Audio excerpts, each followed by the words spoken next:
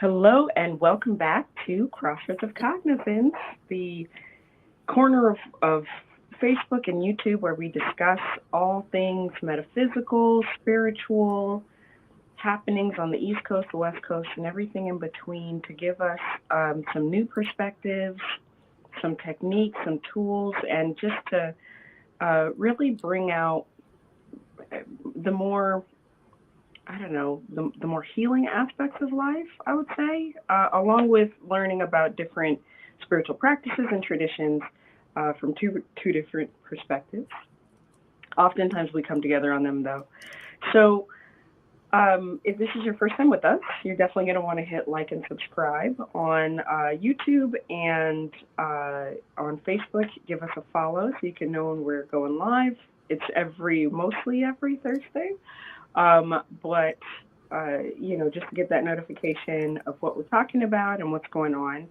And this evening we have a really interesting topic. I'm going to go ahead and throw the trigger warning out there a couple of times just because it is a delicate subject. So this may be a triggering conversation, but we'll flow through it because all things are healing. And again, if this is your first time, we have some introductions to make. So on the East Coast here, I am Dolly Rose, holding down the fort in Woodbridge, Virginia at my healing center, where we serve our community via energy healing, classes, readings, intuitive support of all kinds, spiritual counseling, and meditation. So, but I have a lovely co-host with me today. So Hi, everybody. I'm Katrina Rasbold on the West Coast in Shingle Springs, California, where it is extremely smoky right now. We have some fires all around us, and the smoke is just heavy in the air. And so I'm locked in my room with my air purifier.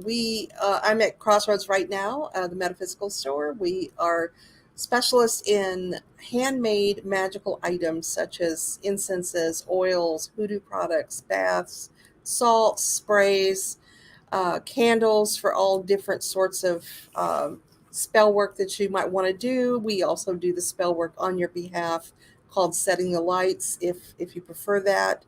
And we do readings, we do spiritual cleansings, and try to be your one-stop shopping for all things magical. So that's what we do here. wonderful. And looks like we already have some folks joining us, which Mhm. reminded me that on Facebook is weird. So if you are viewing this from another page or you see the share somewhere, we love that you're watching. But if you actually want to talk to us, you're going to have to click on that live stream so that we can see your comments. So this evening, I don't know if trigger warning again. um, I don't know if anybody is aware of what September is the month of. I know each month has many different assignments to it. There's only 12 months in a year. There's only so many things that can be covered in 30 days. But September is Suicide Prevention Month. Now, the topic of suicide, very heavy one. And so, if you have been touched by suicide, if you're a survivor, and it's not a subject that you're ready to talk about or face, please, by all means, you know, just skip to the next show, and we love you just the same. But if you do feel compelled to share or ask, um, please drop in the comments. Let us know what's going on through your mind and share in the conversation. So, with it being Suicide Prevention Month, I found myself talking on a panel earlier, and I thought, based on all the amazing speakers that were there, it occurred to me we were talking about sort of the clinical aspects of it and how to identify it, and in preparing for the conversation, I was doing a lot of research. Um, and then I dove within to kind of look at what what does that look like spiritually. And I think that each of us has an interaction with the concept of taking our own lives via it happening through family member, happening through our own attempts, and then what religion has told you about it, or what family has told you about it. And so I thought, this is a relatively safe space for us to have these kinds of conversations. So why not? Um, I so to start the conversation, growing up, I grew up Catholic, so suicide was not. I mean, it was just completely. It was the worst thing that you could do. On the scale of, how are you getting into heaven or hell?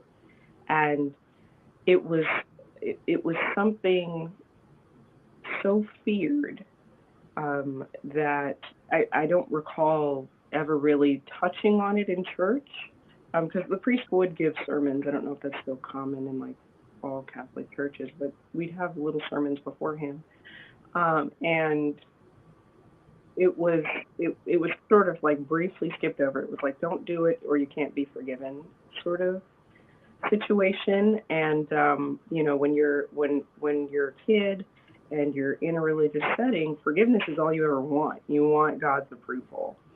At least that was my case. I guess that's not everybody's case. And so that was my first sort of reference point for what it meant to take a life, to take my own life, or consider other people doing that. Katrina, can you recall some like your first instances with, suicide and what it meant?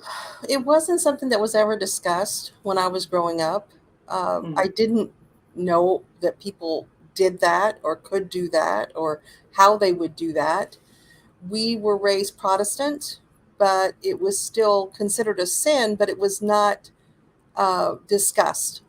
So I didn't really have any experience with it until the son of one of my friends attempted suicide Mm-hmm. and ended up with very messy results that impacted the rest of his life.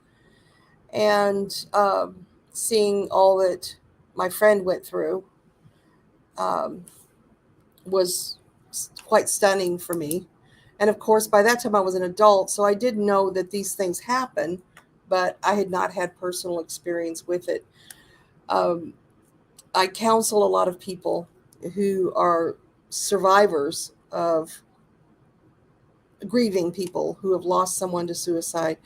And I know that there are some real nuances to that particular type of counseling and healing and working with someone who's experienced that. But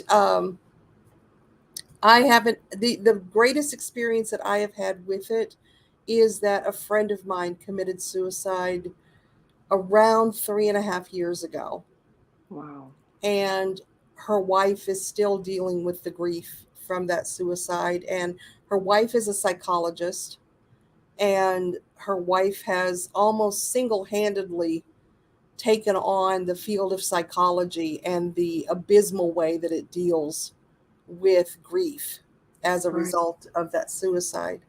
So I think one of the worst things about suicide, in addition to the obvious thing of all the questions we have, especially if there was no note left or no explanation ever given, is the way that people manage suicide. For instance, if someone commits suicide and you see on Facebook or somewhere, social media, that that person has passed,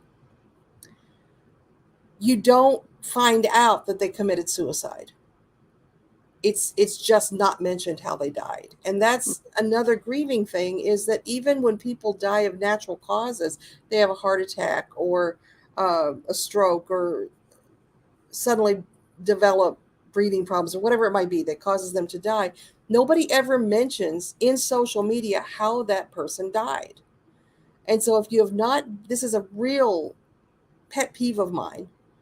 Mm-hmm. So if you have not been in close contact with that person but still care very much about them, you really have to dig to find out, how did that person pass? And that's part of your grieving process, is to know how they died.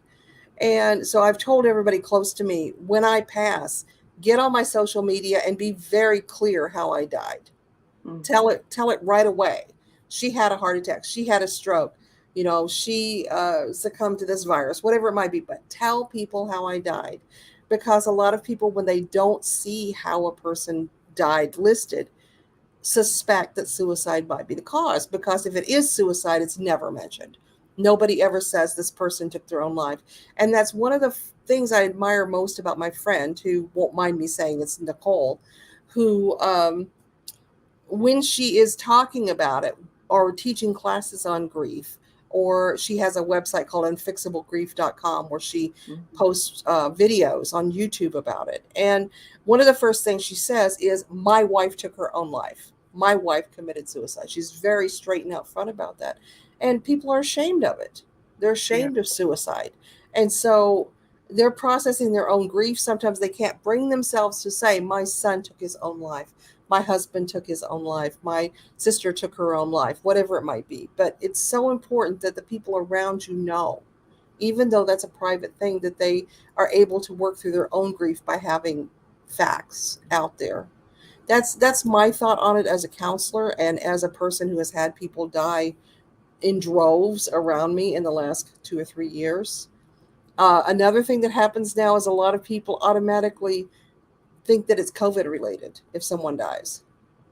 And we have had this huge wave of death that's happened in the last 2.5, 3 years, completely Right. unrelated to COVID. For some Right. reason, people are just dying off. Right. And so I certainly have had suicidal thoughts in my life. I haven't followed through. I haven't done the attempts, but it that train track could easily have shifted to the other track had certain things not happened. So I understand the mindset of people who feel that that is their option, that that's what they have left. And it's too often we don't consider the place a person has to be in order to make that choice. We look at it as, this is the coward's way out, when it takes enormous, enormous bravery and willpower to really make that jump and follow through. So that's, one of the stigmas, that is, I think, pushed, from a larger scale, to say the coward's way, and all of that, and it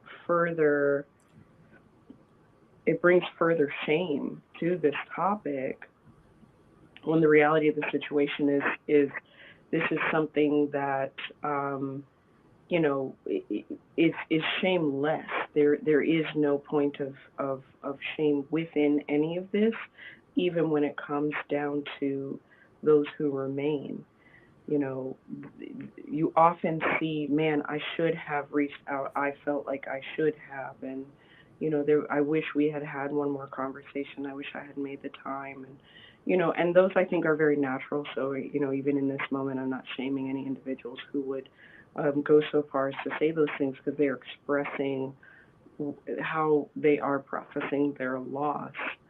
Um, but there's no shame in having lived life, because if you had known that person was going to leave by choice, what there may not have been anything that you could have done or done differently, or because here you are in the knowing that it could happen, but your schedule, your children, your family, your life does not allow you to put forward the desired effort, so you're in a different realm of suffering. And so all of that to say, the aspects of shame that come with this are very dynamic, and you know definitely require different aspects of management, which I think, again, is an individual thing as well. I definitely, um, agree with helping people through that sort of grieving process. And I think, when I think about, to segue sort of into a different place, when I think about, like suicide, and this being Suicide Prevention Month, I look at some of the ugly things that I ran into um, coming into spiritual work and meeting other spiritual people where conversations were being had that like so and so was contracted to take their life, or I mean, just really off the wall stuff about the spiritual aspect of suicide that completely it reduces it, as opposed to really looking at the pain of the situation, or um, I don't know. Have you heard anything strange like that in I spiritual? haven't. I'm really grateful that I haven't. Yeah, I don't think that it's part of our process to take our own life, but I also don't think that it's part of our process to suffer. And one of the things that we have to look at from a spiritual perspective is whether or not it's better to have someone absolutely devastated and sorrowful just to be alive every day so that they don't make another person feel a certain way. That's not love. right, And we have to, above all, come at the idea of death and grief and suicide from a position of compassion. And there's nothing more clarifying than the death of somebody that you love. And although I don't ever shame anybody for this, it is natural to step back and look at the times you genuinely didn't make time for that person when you could have. hmm, And those are part of that reality too. It's a terrible place for everybody, including the person who takes their life. right, There are a lot of studies done on people who survived, say, jumping off of bridges, and how what their responses were after they healed and what they felt when they were making the jump. And it's just a horrible place for anybody to be. And it's a horrible thing to have to hold space for, even as a healer, right, because it is so triggering, and it does wake up a lot of thoughts in us. It's especially difficult when you see young people who are suicidal. I'm a firm believer in having a gracious exit when you are terminally ill, and to avoid the inevitable if it is going to be extremely painful or a horrible situation for everybody around you. I'm a big believer in uh, the the right to choose to live. And even my children who I adore, I don't want them to live if they hate their life that I gave them every single day. mm, I want them to be able to make those choices, even though it's going to be devastating to me and create an irrevocable change in my life. And but if someone is just in that much pain, it's really hard to know how to help them, and what to do. Would that one visit have made that much of a difference? Probably not. It's just like painting yourself into a corner where you get to a place that you feel that there's no reasonable exit or no reasonable path through to any kind of joyful existence. And I've known many, many people that were just absolutely miserable being here. And those types of people, as sad as it is to say, are absolutely miserable to be around, because the sense of helplessness to help them course correct is just overwhelming. right. Now, this is a great place to bring in the prevention aspect of it. Like you said, would that one visit have made a difference? One thing that can be put on the table with all of this is that there is a distinction, right, between the preventable situations and then the non-preventable situations. So if you find yourself considering, if a person you lost with their life, if they committed suicide or completed suicide, what you would do, how you would do it. There's there is something about the inspiration of that. What is stopping you from doing it now? If it's important to you to make the time to prioritize, because there's an issue of values here, as far as have you let your life certain aspects of your life outweigh your personal values of friendship and family.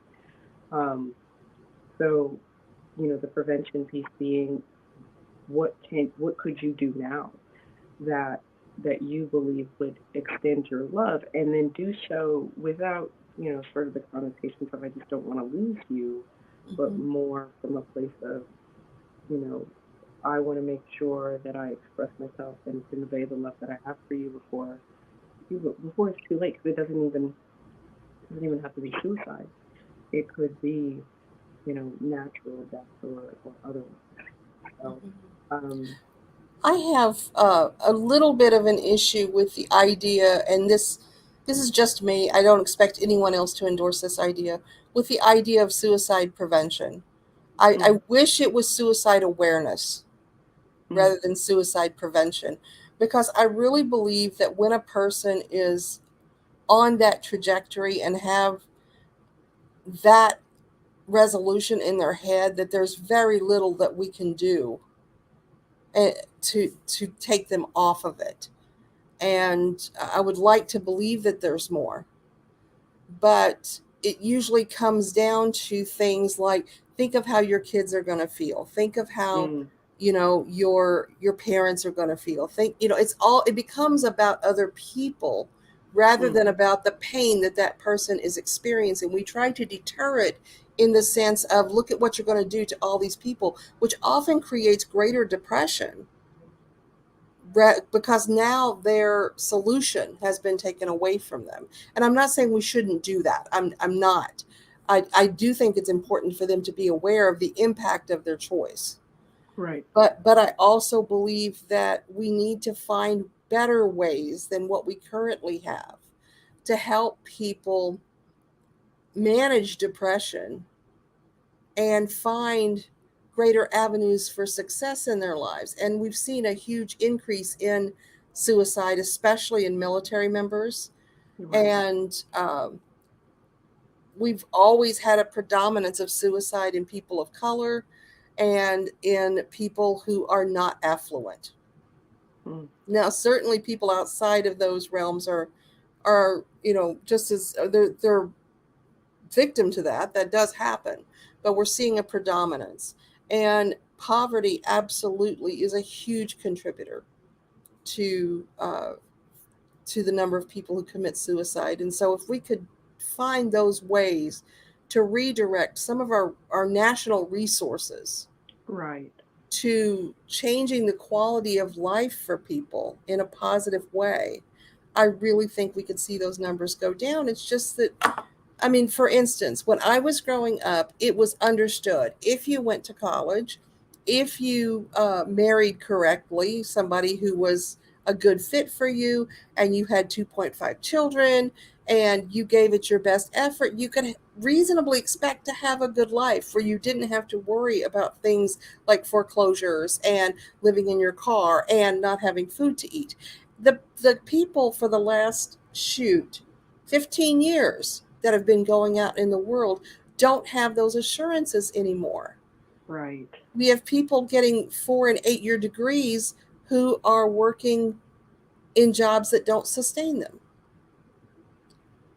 And so I think that if we could create a better quality of life for people, we could see a huge improvement in where that's going down. And to me, with getting zeroing in on the verbiage, the prevention piece is that, it is right now there are a lot of band-aids being placed just because changing the way that we do business as a culture takes generations. And fortunately, there are the generations that are coming up now are a lot more expressive, and so there is hope, at least surrounding the awareness piece that you're speaking to. And then long term prevention looks like leveling the playing field and getting down to, you know, what is meaningful without guilting somebody out of a a, a choice to want to be free from pain in the way that you described. So Mm-hmm. we have a little comment here worth reading, I think. Denise was saying, I will say for me, I was single, no kids, and told no one.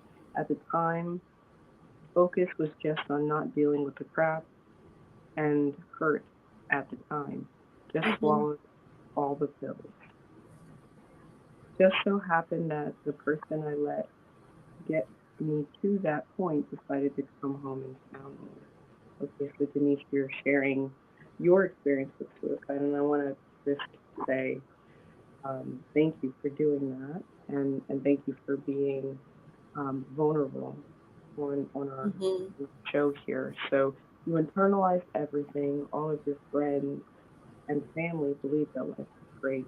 You know, that's actually one of the I don't want to say it's like one of the key indicators, but it's a very common theme that people who are not really looking at you or paying attention to you, who think your life is absolutely glamorous,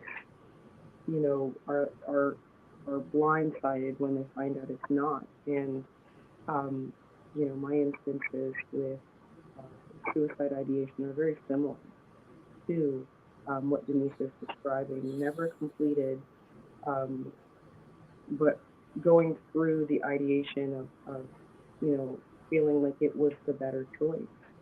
And, um, you know, for me, not that this works for everybody, but there's been a transference to giving death a solid thought on a semi-frequent basis, just to check in with myself, rather than letting sweeping stress and anxiety and depression sort of overtake things. And I'm saying this as a healer, as somebody who supports other people through their healing process. Even among those folks, it can be common. People in the service-based industry, uh, where you are supporting other people, they are humans too, going through their processes, and maybe even, like Denise mentioned, internalizing everything to a point where they can no longer. Um, and I think it's important to speak about without judgment or shame, because this is an aspect of the human condition as well. Oh, apparently on YouTube things are not going well for my microphone. I can't fix that, guys. um, so I don't know at what point that happened. Maybe it's my signal here, but we'll keep going.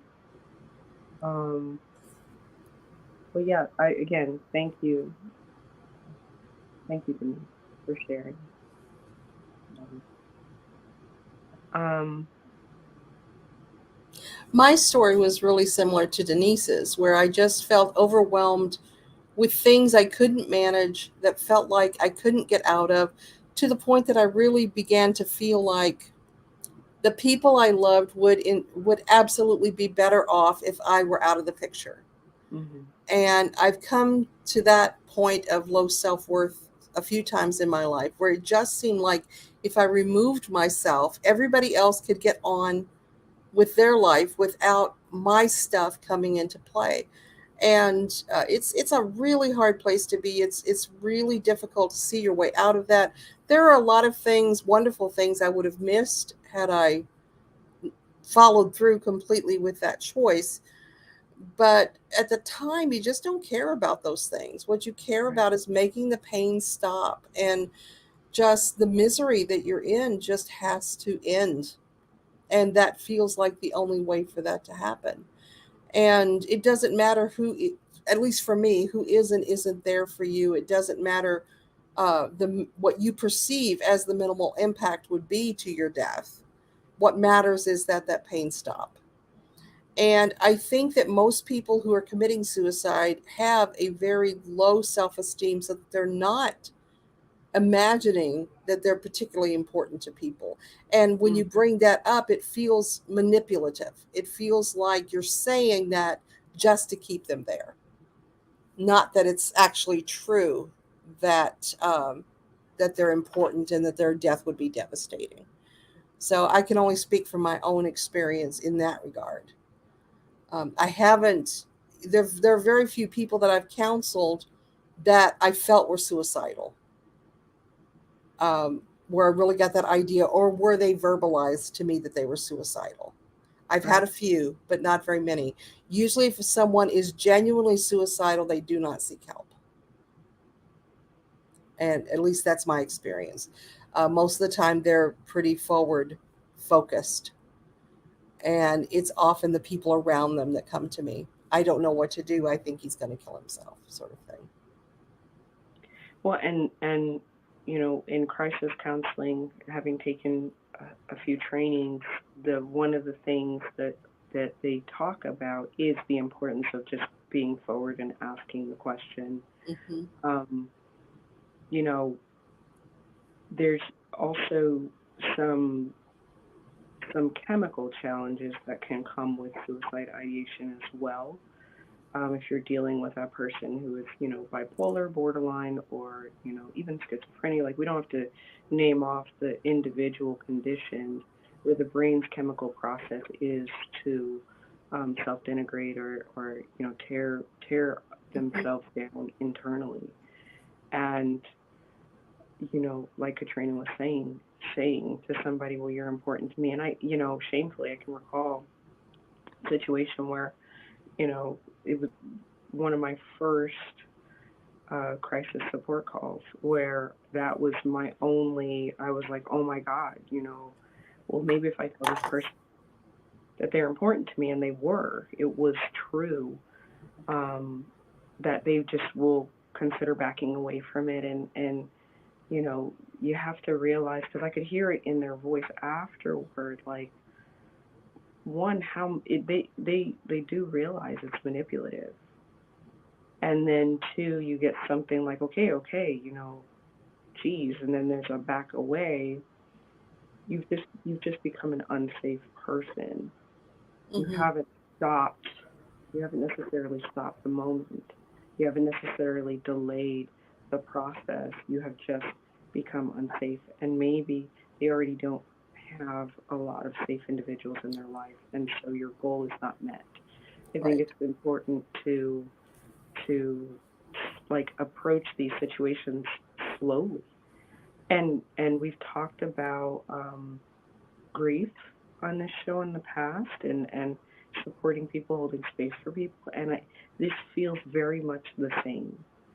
You know, tapping into what a person needs in the moment, even if it is just a glass of water, or just to sit quietly, just to stop, just to whatever their situation is. Of course, wanting to have tools on standby. Eileen was gracious enough to provide the suicide hotline number, which is 988. 988. I realize I said that really quickly. Um, you can have those things in hand, and also learn not to force your way through the door to to feel like you have the solution to why this person no longer wants to live. Denise brings up an interesting point that a lot of times when someone is, I guess you'd say, rescued from suicide, they bring up things like um, just saying all the right things so that everybody feels better. Mm. And that leaves them open to try again because they know pretty much what everybody wants to hear. So they say those things, and um, just to get out from under that level of observation again. So when I'm concerned about someone, if it's someone I care about or it's a client, the two things I ask them is, are you at risk for harming yourself or harming other people? Mm. And if they say that they are at risk for either, I say, do you have a plan? Or Right. have you started to formulate thoughts about what that would look like or what you would do? And sometimes we talk through all of that. So, what would come next? And what would come next? And what do you think this would look like? And how do you think this would go down? And sometimes when you are talking to someone who's suicidal and you're getting them through the actual reality of what it's going to feel like, what's going to happen, they'll back off. Um, so that's one thing, is to actually give it voice and talk about it. Sometimes just talking about it takes them to a place where they can understand that they don't have to do it because they've talked it through. They've actually done it with words, so to speak. And I just kind of take them through, okay, and then what happens? And what do you think happens then? And then we start talking about some alternative paths that might create avenues out as well. But it's important to know that if you're a layperson and you come up on this, see what resources are available in your community. Things like wellness checks, if you're really worried about somebody, especially in the world of the internet and telephones, if it's somebody at a distance. Make sure that you call the local sheriff's department, have them do a wellness check and make sure that that person is safe. You can Mm-hmm. call mutual friends that are around and say, hey, can you go sit with Suzanne? She's having a really hard day, and I'm, 5 states away. So start to create networks of support for this person, because a lot of times they just really feel completely alone. Right. And this brings me to thoughts about when people start going through their sort of their spiritual awakening process, and there is that period of shedding where they want to self isolate just because they feel alone. They feel um, like nobody understands them, or they're being shunned or rejected, and they're going through these processes. This is another place where that feeling of alone, or feeling like wanting to leave, is prevalent. And so community was one of the things that we were talking about earlier today on the topic of suicide prevention. Community is huge. And does it need to be large? No, it just needs to be meaningful. It needs to be, what do I want to say? Um, it needs to be authentic. This isn't just coming together to, prevent a friend from, like Katrina said, making an irrevocable decision.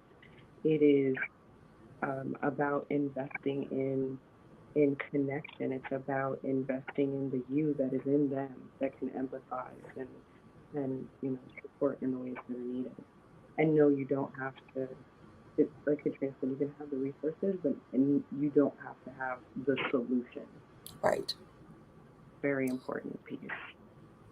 There probably is no solution that Mm-hmm. isn't self generated by that person, at the last moment, or, 17 steps from the last moment. That person comes to the idea of something that keeps them tethered and wanting to be here. And so I think that there are probably very few people in the world who have not contemplated, Mm, I would agree. especially in America. I can't speak to other cultures and the overlying taboos and uh, religious guidance on that. But in America specifically, I think a lot of people who get to be adults have had times of that. And I think that we really underestimate how absolutely fucking horrible school is for kids. Mm, And I mean, most kids. I mean, there's lots of kids that just cruise right through it and don't even have a glitch. They're really just at the top of their game and doing great. But from middle school on, I would say, middle school and high school is just unbearable for a lot of kids. And parents often don't tune into that. They don't pay attention to what their kids are feeling and needing. They're determined that the kids just need to learn that life is hard, and they just need to learn that there's going to be conflict, and that they have to solve their own battles, and they push them right back out there when these kids are just not equipped to deal with the level of meanness and right. bullying and mess that is out there. And so we're seeing a rising number of young people taking their lives. And also the people who are going through any type of gender dysphoria Mm-hmm. or any type of questioning their own sexuality, it's a terrible place to be. And if you Yep. don't have the love and the support and the soft place to fall of home, then it's just unbearable. And again, I'll throw another thing in there: kids who suffer from horrible anxiety Mm. and Yeah. aren't giving any kind of coping strategies, coping tools. Parents don't take it seriously. I made this mistake with my children. Several of my children have extreme anxiety, a chemical anxiety, and it wasn't a thing. We didn't have that in normal conversation or average conversation when I was raising my kids or the Mm. kids that are affected. And so I didn't know the things to do. And now I see them suffering the effects of that in their adult lives, of my inability to meet their needs and do what needs to happen. And these kids need help. They need solutions. And as a society, we are really lacking in providing those solutions to kids. And interestingly enough, there is now challenges with providing beds for kids that need to be checked in, Hmm. to psychiatric institutions because we're seeing a backlog of of things we didn't address. I mean, you're saying, well, it wasn't a thing back then. I would say it's only been a thing recently within the last couple of years, and COVID exacerbated so much, and that was one of the things. Down to now, kids don't trust their parents, and they don't trust medical professionals, and they don't trust mental health professionals, and they're kind of, even going to each other in realms where nobody has experience. I mean, sort of the blind leading the blind. And I can definitely empathize with what you're saying about kids. I mean, uh, this year alone, I've seen 3 children that had to be checked into, psychiatric institutions for attempts or ideation, and they were all under the age of 16. So I keep kind of sort of flowing back to the prevention piece. I know you were like, it's more about awareness. Well, prevention or awareness, saying, you know, let what are we doing to the parents that makes them unavailable to their children? You know, how are we preparing teachers? They've already got a lot on their plate, but is there a mental health component that is available for them, supporting them going through their challenges and their issues, that they hold space for these poor kids? And then stepping that into, maybe the schools do need more guidance counseling, more after hours work, more, and this is all budgeting stuff, which takes us back to the culture and our economic system that is broken. So it's a vicious snake eating its own tail, of course. Um, and Denise, maybe like you're saying, maybe it's worth checking in with your kids, reminding them you're always there to talk, and then doing your best, doing the best that you can with that, realizing that your kids may not want to talk, or navigating those sorts Hmm. of things. I Um, do agree that we're in at risk of, and we're seeing this kind of play out now, of generations of kids who can't problem solve, who mm-hmm. can't resolve conflict themselves because we helicopter as parents. Right. So there's that issue too. We have to know where that line is with each individual child, where we can let them stumble and fall a little bit. We can let them course correct. We can let them manage their conflicts that are out there without having to step in and be the one that resolves it versus not being available to them. So it's like this weird dance that we have to do to make sure that they do have experience with conflict resolution, but also aren't being fed to the wolves every day, or that Right. where they don't feel like they can come to us if there's a problem. So it just comes back to the fact that parenting is just a bitch, man. It's very hard. And especially if you have kids like two of mine were that are super secretive and very isolative by nature, where Mm, everything I had one of my sons who is the most happy-go-lucky, sweetest kid ever.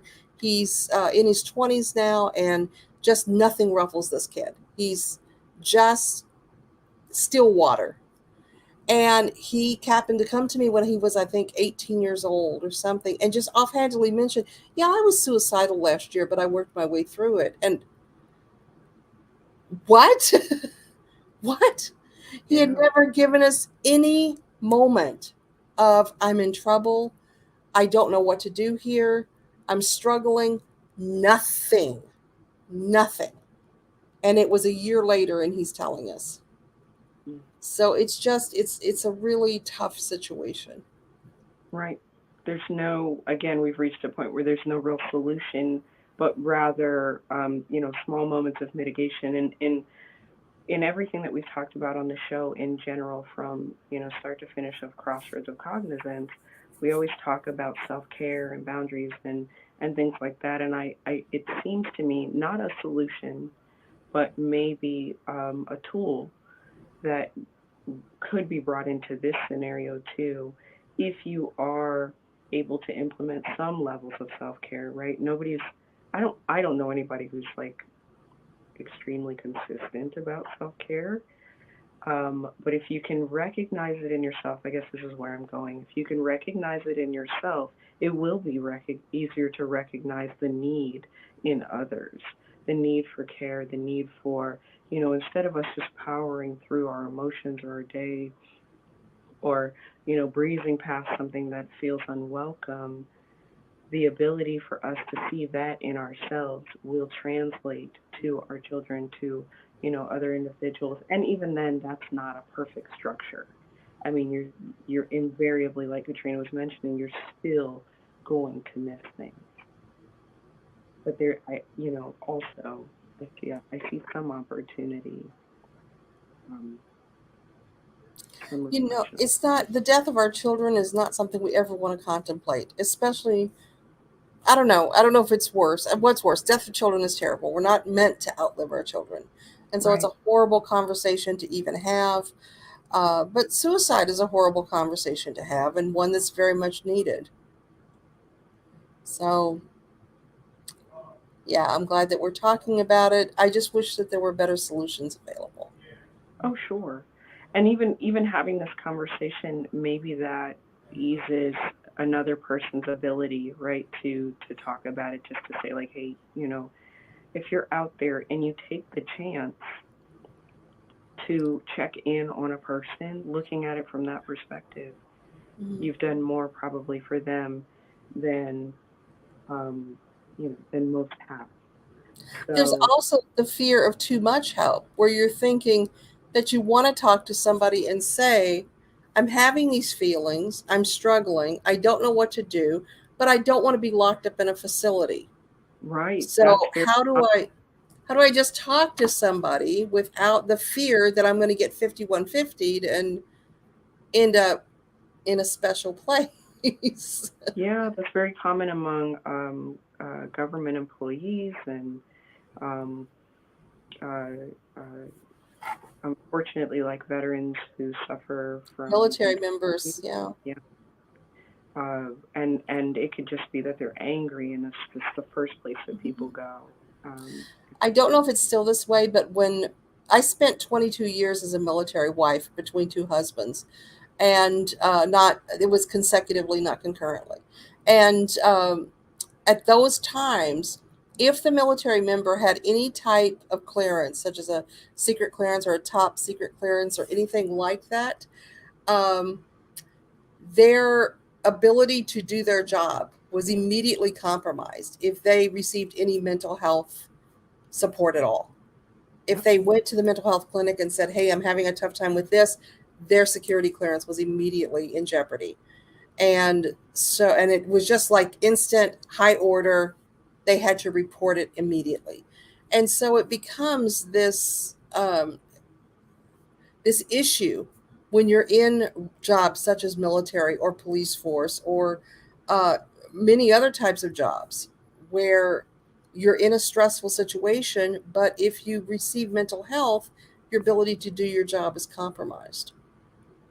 And it almost seems counterintuitive. Your ability to do your job would be enhanced if you had the skill set, the tools, and the support to navigate that, what may be a section of time. I mean, we can't really generalize in that way, but we should at least approach it as a, a section of time, and here's how, we can best support you, because you're still probably, you're still the brilliant mind that we brought in here, and we're just making sure that you're Hmm. not a statistic, that you're not just a number, that this is a shared experience. It's interesting to me that we are moving away from, I think, as a society, um, we're moving away from that like generalized prescriptive modality, and really having to knit down to back down to the individual, where it used to be, well, if you have this, you must have all these other things, and this is how we're going to treat it, especially when it comes to the suicide ideation, completion, prevention, awareness. This is how we're going to treat it as a whole.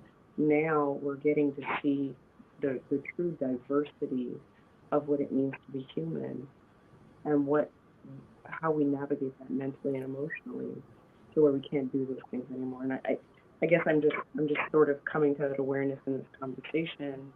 There's so many, like even down to the parents where that would say, well, my kid is just doing this for attention, or my I went through that and I was fine. These are no longer valid phrases. Because you're not fine. Usually when someone is saying that idea of, hey, this happened to me and I came out of it fine, you can, even the person who surfacely knows them can usually look at their life and find ways that they're absolutely not fine. um, life is stressful. Right. That's absolutely for sure. And not everybody has the same toolbox. Not everybody has the coping strategies that other people have. And so it can be really tough when we're confronted with somebody that we love that we can't give to them from our toolbox. We can't Mm. say, well, why don't you use your hammer, when they're saying I don't have a hammer. Right. And so a lot of times people who are trying to help are really outside of their scope of influence, and they're just struggling, just trying to make it okay. So it's just such a difficult thing. Yeah. Oh, This wasn't this wasn't meant to be a problem solving conversation, but more to the point of bringing awareness to kind of some of the things that go on in the background. And so I really want to say thank you to the folks in the comment section who are, sharing their experiences, sharing about, what they've been through and how they've managed. It's so important. I was reminded of that earlier today, reminded of it now. Thank you guys as our community for, moving through this. Is not an easy topic, I think, because it doesn't have a solution. And there is not a one catch all that says, like, this is going to guarantee this outcome and this is going to guarantee this outcome. You don't know. But knowing knowing yourself and knowing what you're capable of in terms of supporting others, or at least having resources on standby, can make all the difference in the world. And I think when we approach situations where it's like, well, I don't know, like Katrina said, we're not meant, as an example, we're not meant to bury our children. But if you thought about it, and what that looked like, and you know what would you do? What kinds of things would you be saying if it occurred? You now have maybe a potential roadmap to connecting with them deeper in ways that um, could shift even just your love for them, let alone save a life. I mean, that shouldn't be the reason that you are doing or saying what you're going through, but enhancing the connection that you have with others, our community. Jim has a comment from AJ, which is that many providers are not kind. Many Mm, healthcare providers are they have an odd way of doing things, and finding a good counselor is so difficult, and it puts you in such a vulnerable place, especially when insurance issues come into play. But I can't stress enough how uh, resourceful my friend Nicole is. If yeah, you are struggling with this, please go to um, brain unfixablegrief.com, and you can see some of her YouTube videos on grief. And if you are in California, she does do video conferences for patients. She's taking new clients now. And she's also witchy, and she is also an energetic healer. So you don't have to come out of the broom closet with her, uh, be afraid to come out of the broom closet with her. You can tell her up front, and she'll tell you that she also believes that stones do things and talks to things that aren't there. So I can really um, advocate that Nicole has been a huge help to me in dealing with grief issues and other personal issues. She has acted as a counselor for several members of my family, and this has been for the last 10, 12 years. So if you are needing professional help, you can reach out to her uh, by her website, but she can also just she's only licensed to treat people in California as far as officially having treatment. So yeah, the one of the things she was really frustrated with is how absolutely horrible the psychological field is at managing people's grief, and I can only imagine that the management of suicide is just as bad. oh There are yeah, these tight little boxes that all of this gets shoved into. And like Denise is saying, here, take this pill, you'll feel better. Take this pill, you won't feel as anxious, rather than constructive things to help you, or strategies to help you work through the things that you're feeling. So that's what I've got on the subject. Is it's again, it's a tough subject, and Dahlia and I are not here to fix it. We're just here to discuss it and create some awareness. so Suicide Prevention Month and Suicide Prevention Day. So this is Suicide Prevention Week. Suicide Prevention Day is Saturday. Um, this is a topic that needs to be. Suicide is a topic that needs to be addressed. Point blank. Period. Katrina said it several times. I'll echo that. And we have Nicole Parker Adams' website, unfixablegrief.com, in the chat. So go and check that out as a resource if you need it. Again, 988 is the hotline. And if you are uncomfortable, please reach out. I know I'm prepared to hold space for that and connect you with resources, and I know Katrina is available for the same. Um, as it is sometimes beyond our scope of practice, we will try to connect you as best we can with people that we trust and know. Um, so, as always, guys, if you found this to be helpful, I hate to say subscribe after a conversation like this, because maybe you were only supposed to hear this, and that was your time with us, and I want to say that that's okay too. Um, but whatever the case is, manage your way through and reach out as needed, and know that it's okay that you feel the way you feel. It's okay to not be okay, as they say. Well, with that, we will bid you all good night and or good afternoon, and see you next time on Crossroads of Cognizance. Bye, everyone. Bye bye.